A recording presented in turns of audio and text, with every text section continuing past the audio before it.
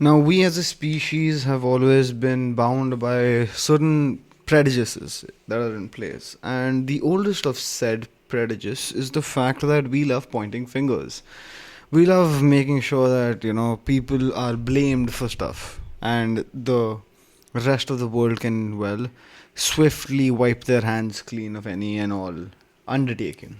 The same thing has happened throughout history, numerous occasions, numerous moments in time and time again, and it's never been any different. But what am I on about today? Well, I'm on about the fact that the world in 2021 is more shattered than it's ever been. As a matter of fact, we as a species are so used to citing blame onto people that there is a huge flaw that we overlook in ourselves. Now, recently, everyone has been going at China for everything. Like, they're blaming China for everything left, right, and center. China has been blamed for the coronavirus pandemic. China has been blamed for encroaching on land. And there have been certain fruitful changes in the way China has been doing things recently. But when we look back at the essence of what really matters most, where it all stems from, where it all began in the first place, we look at the fact that the relationship between China and the rest of the world has been deteriorating on a substantial pace. Why? Who is to blame? Well, there are a lot of factors at play. You can't really point your fingers at one particular party in this scenario and claim that everyone else is completely innocent, everyone else has nothing to do. You see, there's a very, very old saying when it comes to conflict. There's never one sided conflict. Conflict always arises from two parties involved with equal yet different motives.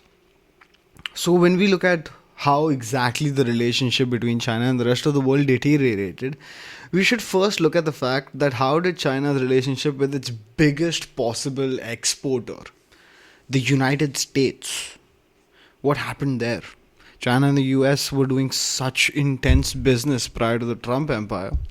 Way long ago, China was involved in numerous organizations. China has majority shares. But then there are instances wherein China and America are at each other's throats rather than being neighborly, rather than being part of a global community, rather than being business partners for that matter. But on July the 21st, of 2020, something weird happened. You see, there was a shutting of the Chinese consulate in Houston, Texas. President Trump put out a statement dictating that there have been certain developments that are pointing towards incursions made by China into the United States. Now, be that through the electoral systems, be that through homeland security, be that through some other means that were not disclosed. But the point of the matter was that the embassy in Houston, Texas was asked to close its doors. In retaliation, we saw that on July the 23rd, China said that the United States Embassy in Chengdu needs to be shut down. Now, this usually happens a lot. We all usually see a back and forth with two major countries, and we usually understand the fact that they're usually playing the same game that the other person initiated. They don't want to appear weak in any way, shape, or form. But then another thing happened on the early morning hours on July the 22nd or late night July the 21st, however you want to look at it. We saw the fact that there were a lot of documents being burnt behind the consulate in Houston, Texas. The Chinese consulate had officially been ordered to shut down, and we saw a large array of documents being burnt. Large amount. What these documents consisted of, what these documents were harboring, what kind of sensitive information was it that they did not want it to be in the hands of Homeland Security or the FBI or any of the lettered organizations that might have considered reaching into the embassy post the Chinese embassy being shut down and going through the documents that were left back. Of course, they couldn't carry the immense amount of documents that they had on hold. So they tried their best to cover their footsteps and they set everything on fire. Now, here's where the issues arise, right? Every time you cover your footsteps, be it even for confidential reasons, you are leaving a huge gap in people's perceptions. So people can fill that misinformation gap in with anything that they desire. And that's exactly what happened. Media ran wild with claims that sensitive information, that was plots against the United States, that was a list of spies that were living in the United States, everything was burnt. so that the United States government and the governing authorities could not get access to this sensitive information that China was harboring on American soil. Here is where things start to get interesting, because on July the 24th, there was a fugitive of law, and that fugitive of law was living in San Francisco. This fugitive's name was Tan Juan, and she was living in a consulate in San Francisco. She left the consulate and was substantially arrested thereafter. A lot happened thereafter. A few more Chinese spies, or connection to spies, or suspicion of spies, were arrested numerous places across the United States and were interrogated and drilled for hours on end to figure out as to what the realities of what they were harboring and their true intent of why they were in the country was. You see, there was rather evident fact that there was an attempt by the Chinese, or an attempt by Chinese intelligence agencies, to try and figure out certain things that were otherwise not known, to try and figure out what might have been an operation the likes of which we don't know. What the objective of this operation was, whether it was an operation in the first place or whether it was just merely government officials doing their work. It's, well, a lack of information puts us in a predicament wherein we cannot make wild claims without substantial evidence in place, which makes absolute sense. Everyone is innocent until proven guilty. That is precisely what the law says. So while following that dictation, we understand now that when we look at China and when we look at what exactly is happening with people and their approach towards China recently, it leaves you rather perplexed, understanding that the UK has gone out of its way recently to put on some sanctions on China. Once upon a time, Boris Johnson had a very pro-China approach. As a matter of fact, he even said that he would love to invest in China. But as time progressed, we understood that Boris Johnson was no longer pro-China, and he went even a step further. He went anti-China in some of his statements. Why? No one knows. Was there an explanation provided by the UK? Was there an explanation provided by the US? Was there an explanation provided by China? No. You see, when it comes to homeland security, no one is going to relinquish sensitive information, no matter what the media wants to perceive, no matter what the people want to perceive. So whatever you might come across on a day-to-day basis, whatever you might come across on the internet, or in posts or on social media about either one of these countries, either one of any country, you can best believe that the narrative that has been painted is not by official data or by the governing officials of that nation. It is, rest assured, posted by people who are speculating just as you are. Now, vast speculations about China suggest that there is some kind of an internal uprising against communism in China, and people want democracy. Now, this is as speculation goes, with nothing substantial to stand behind it. We also understand that there will be certain things that UK has gone out of its way to say clearly. Number one being that there will be no more aid given to China by the United Kingdom, which is a fact. Also, the Huawei quotient. Now, the United States as well as UK as well as Europe have now officially dictated the fact that they do not trust Huawei, which is a Chinese-based telecommunications company which specializes in developing 5G technology. So now these major players in the world have suggested that they do not trust Huawei with its technology because of its affiliation with the Chinese military, because of its affiliation with certain high-ranking officials in the Chinese Communist Party. Well, alright. In some way, shape or form, it's understandable because you don't want to have any kind of scenario wherein your citizens are being monitored. And primarily, it's not about regular citizens being monitored. It's about people with sensitive information not being aware of the fact that they're being monitored, and then certain sensitive information leaking. Thereby, this entire claim about why governments say what they say and why governments go out of their way to tell you not to use a certain brand, or that their government is banning this brand, is because they don't want sensitive information that is not meant to be out there to finally find its way through some channels and reach where it needed to reach, thereby making certain nations vulnerable. Which makes absolute sense. There is nothing wrong with that. But then we see that there has been a very weird stance change when it comes to France. Now, France was also a part of this whole Huawei ordeal. But France had a pre-existing contract with Huawei. a contract that was much shorter than the rest of the European Union.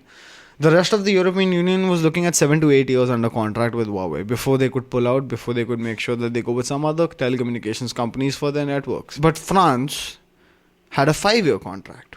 So they substantially said that they weren't completely convinced with the whole Huawei is out to get us ordeal.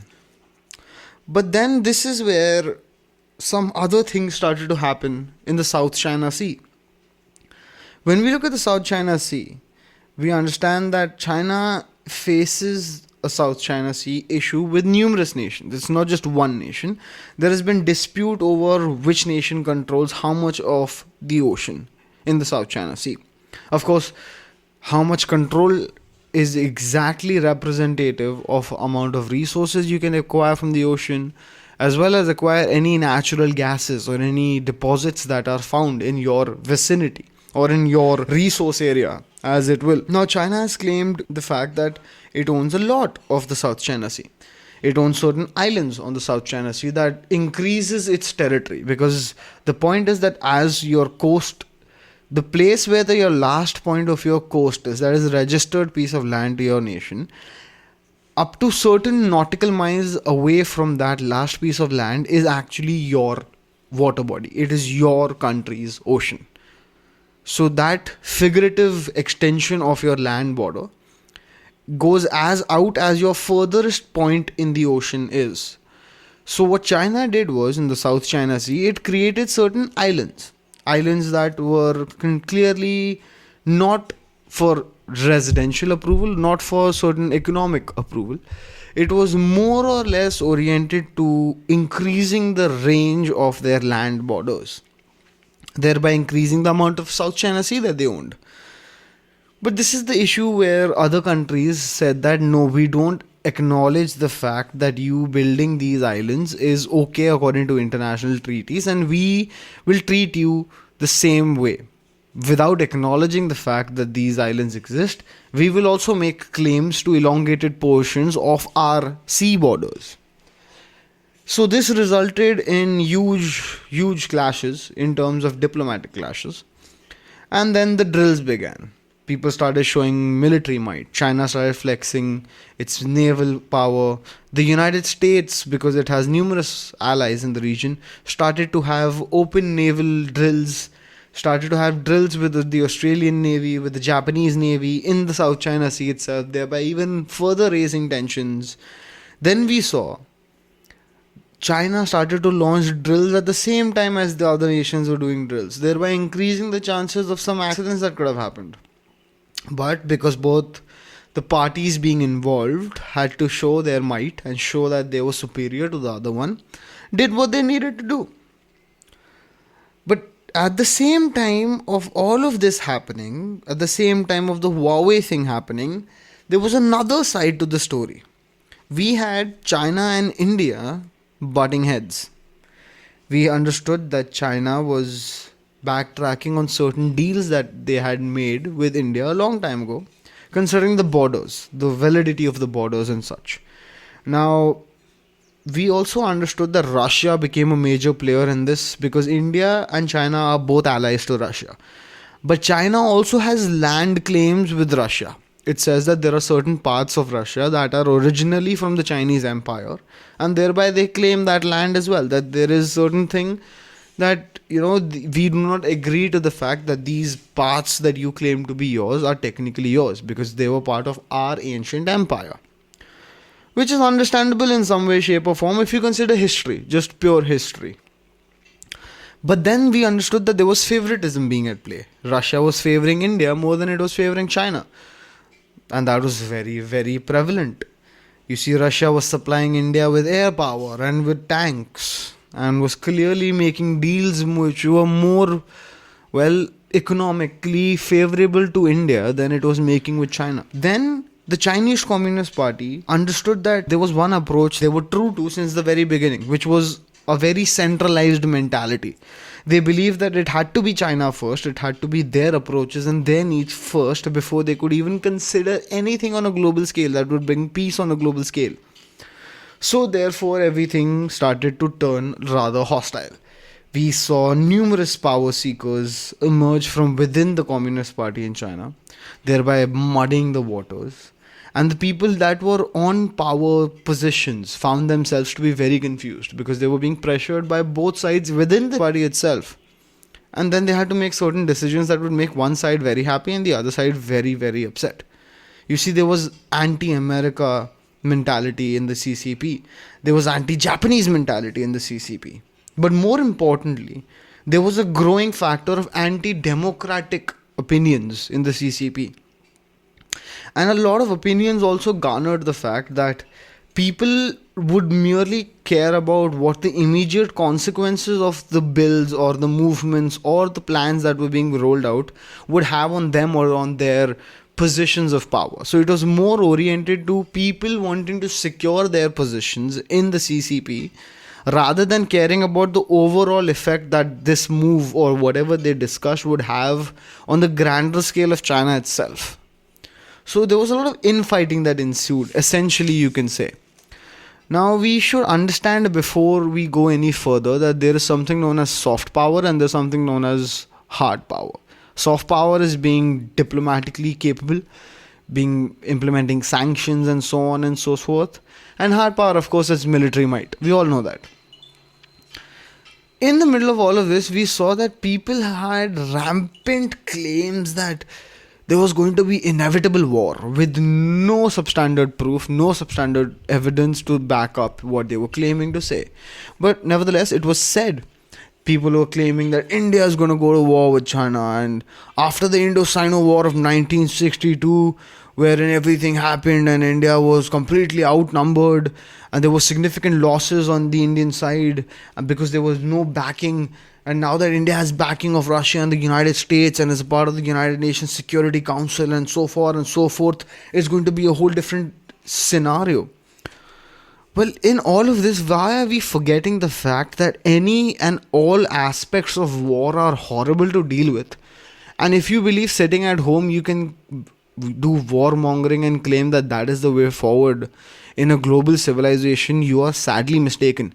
Because the cost of life of the people that are going to be fighting said war while you're sitting behind your television screens or going on to media and giving interviews and such is nowhere near the same.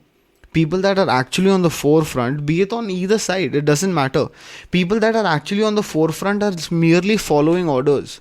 Are regular people who don't have a say in what is happening, who don't have a say in what they're supposed to do and what they're not supposed to do. They're supposed to blindly follow orders. And people that are in power, all they have to do is make one signature on one piece of paper that dictates essentially that just go to war. But luckily, smarter heads sometimes prevail. You see, there has been a disturbance in the relationship between India and China for a long time, which is kind of understandable because both countries are prevalent.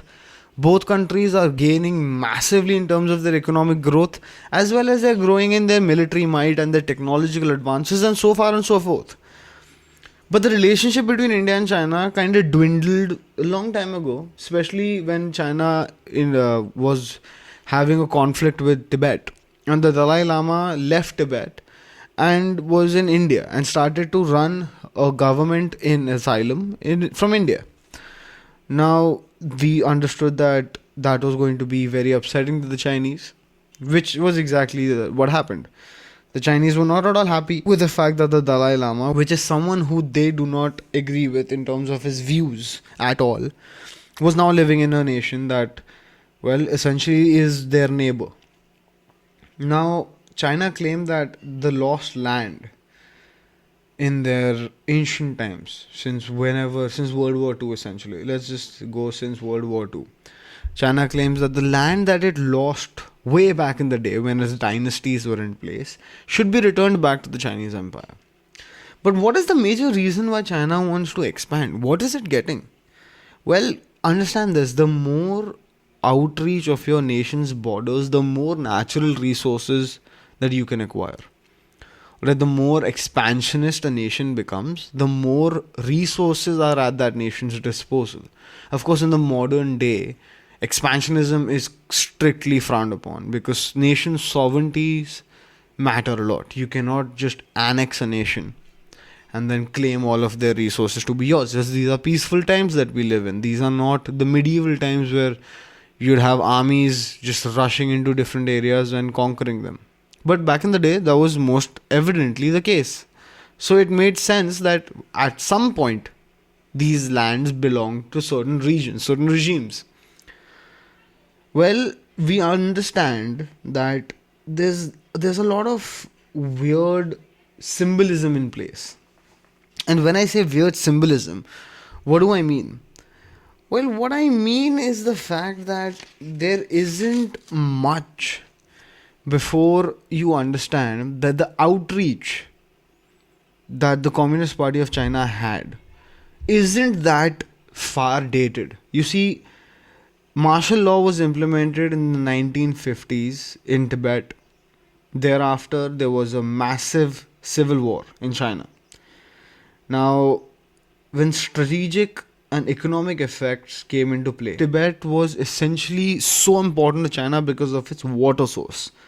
China was obsessed with the fact that it could get very, very good water source in Tibet if they would finally be able to get Tibet as a part of China, which it finally has, essentially. Also, what we see is the fact that there are a lot of other instances wherein there have been, well, malfeasance in place. Now, without jumping into which side is to blame because of a lack of evidence again, we need to understand something. Alright? And what we need to understand is this. People have a difference in opinion almost everywhere. You cannot say that one person is right while the other person is wrong. That is never the case. Because in everyone's individual opinions, they are right. In everyone's individual approach angles, they are right. Me and you as individuals can have a difference of opinion, which is completely fine. If you are not allowed to have a difference of opinion, then we are living in a totalitarian world, which is not the case. Every nation has a different set of rules and regulations, but essentially freedom of speech exists on a global scale. Some nations, of course, don't have that freedom of speech. Some nations that we have spoken about today might not have that freedom of speech available to the people. But the fact of the matter is that on a globally acceptable scale, freedom of speech matters. The United Nations claims that the freedom of speech matters. It's an essential human right. And human right violations are nothing to be, played with. So why are we discussing this whole ordeal today? Well, we discussed this whole ordeal today because I had done a lot of research wherein I could talk about why China infiltrated places, in which year did China infiltrate places. We can also talk about how Taiwan came into play with the Japanese Sino War, and Japan had control over Taiwan from 1683 to 1895. We can talk about all of that. We can talk about how Taiwan was then relinquished after World War II. We can also talk about the 1946 Civil War that happened in China that essentially gave rise to the Communist Party of China. We can talk about 1942 when Hong Kong was just a British colony and then it was given on a 100-year lease to the Brits by Chinese. We can also talk about in the 1930s when Hong Kong turned into a commercial hub and then Hong Kong received its own autonomy. We can also talk about the Hong Kong protests wherein the people who lived under this economy for the past 100 years almost now want its nation to be a standalone nation, now want sovereignty. Now understand that Hong Kong is supposed to be standalone because for so long they've not lived under Chinese law, they've lived under Hong Kong law. You see, people everywhere want liberation because liberation is key. But liberation in terms of a global market and in terms of a global scale also panders towards the fact that no one person is ever going to be right, no one nation is ever going to be right. And what might be right to you might not necessarily be right in some other person's scenario. You see, because your approach to a situation or a scenario is going to be drastically different than someone else's approach. Your needs for that scenario to work out in your favor might be drastically different than someone else's needs for that scenario to work out in their favor. So how do we find common ground? Well, we find common ground when we understand the fact that humanity as a whole is the only thing that is a constant in this world. We understand the fact that whether we fight today or whether we fight 50 years ago or whether we fight 500 years from now, humanity as a civilization can only prosper when we as a species decide to have some sort of a global community. Now, I understand people have their speculations about a world government and all of that. I'm not saying have a world government by any specs of the imagination. I understand that every nation has independent needs. And the United Nations is as close as we can possibly get to a world government, with people coming to the table and speaking their piece and getting results the way they sanctioned or the way that they seeked. But without such a thing in place, without the United Nations in place, can you yourself ask yourself the number of times the world would have been burnt over had people not had the ability to come to a table and have a mutually agreed discussion? You're telling me countries that have considered each other to be mortal enemies would not have gone to war already by the year 2021 if the UN did not exist? If a mutual platform wherein everyone can come and give their piece and dictate what actually they want, what actually is the narrative behind their thought, we would have been in a civilization that was at each other's throats and in bloodshed wars every single month, leave alone every single year. But the last prominent war that we fought as a world was in World War II. World War III is a far-fetched predicament that people keep bringing up on numerous occasions, but to be very honest, World War III is something that will never happen. The theory of mutually assured destruction is something that we have played into recognition and cognizance, since, of course, no one wants the earth to be no longer habitable. But the same way, people don't want to exploit their resources, people don't want to expend all of their resources, people don't want to let go of their way of life in any way, shape or form. And a difference in opinion and a difference in the way people do things and a difference in the way people expect results is always going to bring in conflict, no matter how progressive we get as a civilization. You see, the world is a weird place that we live in, people. We've come a long way since bashing skulls and stones. We've come a long way since blacksmithing for swords and arrows. We've come a long way since riding on horseback. We are in the digital era today. And as much progress as we've made as a species, we can best believe that our problems change too. But adapting to our problems rather than pointing fingers and issuing blame is something that a mature species is capable of doing. Is something that aliens, if they existed, would be proud of us to be able to accomplish. I'll see you soon.